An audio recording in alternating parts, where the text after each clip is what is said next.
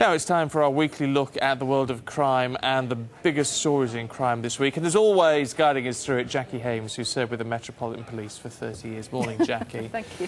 Let's talk about gun amnesty first and foremost. There is a gun amnesty scheme, isn't there, which is hopefully going to take effect. And we know that in the past, actually, they've been quite effective, haven't they?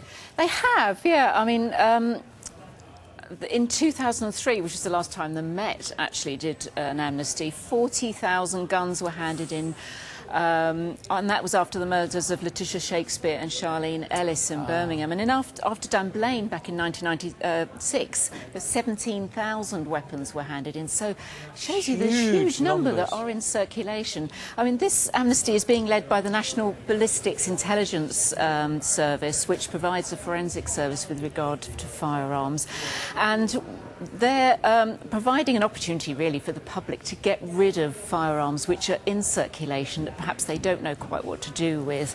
If you have a firearm that you haven't got a licence for, that carries an automatic prison term, doesn't it? It does, yeah. I mean, basically, if you're possession of a firearm, I mean, and in fact, the legislation's just been changed. It used to be 5 years in prison for having possession. It's now up to life imprisonment.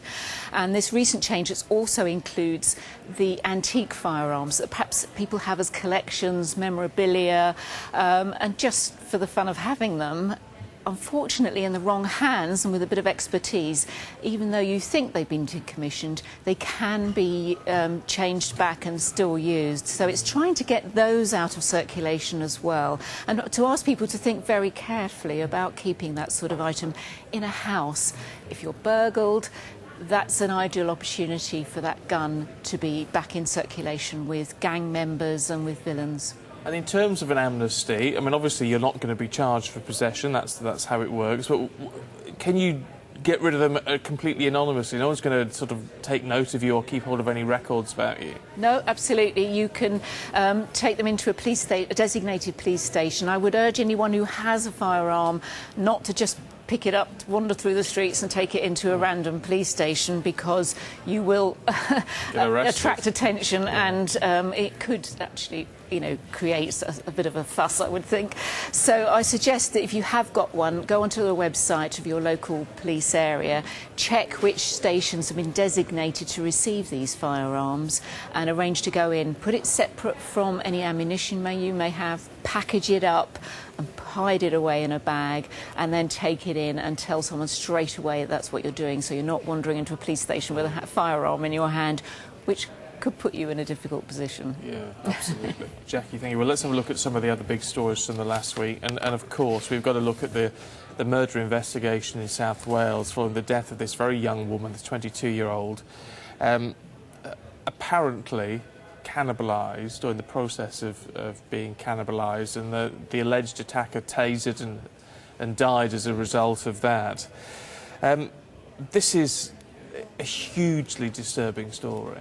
It is. I mean, the fact that we are all finding it so disturbing shows the enormity and also the uniqueness of this sort of crime. These things don't happen very often, which is why we're all so taken aback by it, as we should be.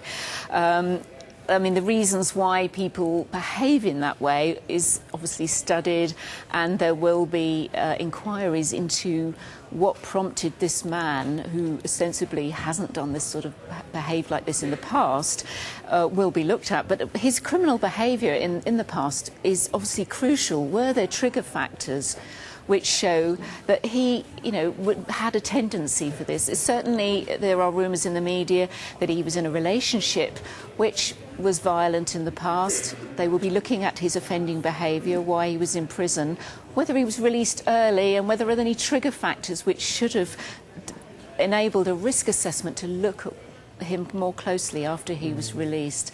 There are all sorts of inquiries going to be going on, not least use of the taser, which was used by the officer who found the crime being committed. He obviously died sometime later, and the use of tasers, again, I'm sure will be looked at by the IPCC.